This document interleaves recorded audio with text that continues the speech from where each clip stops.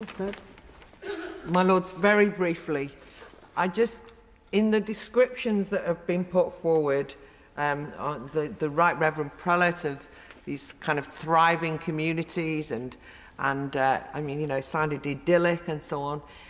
The way that the noble Lord Earl of Lytton talked about, you know, making sure that we understood that there might be some bad players, but there are also some very enlightened players.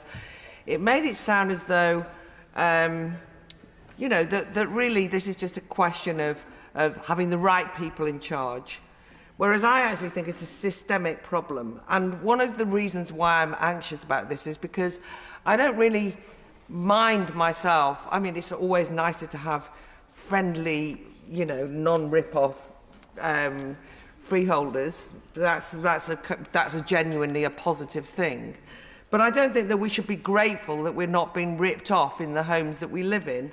And the system problem is that people lack autonomy and control and over their homes, over where they live and of their destiny. And I just wanted to throw in that actually a successful community depends on people retaining their autonomy and rather than being grateful that they're being looked after. I also think that it's incredibly important what the noble Baroness Thornhill pointed out. And I think it was really, you know, Lord Truscott's really made an excellent speech, by the way, laying some of this out, which is there are thriving communities with mixed-use abilities all over the world that do not use leasehold. This idea that we're now getting to a point where we're saying, oh, well, what if we don't have leasehold here? We'll never have a local swimming pool and there'll be no community centres. What's going to happen to all the shops?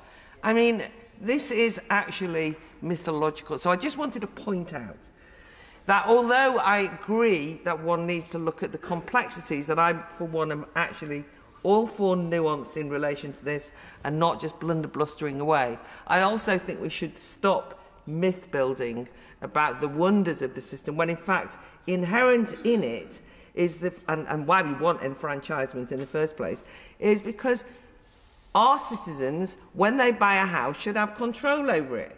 And they should not have that's their home, and then they can work collectively on building the community. At the moment, they denied that, which is why we're trying to tackle the problem of leasehold in the first instance. Okay.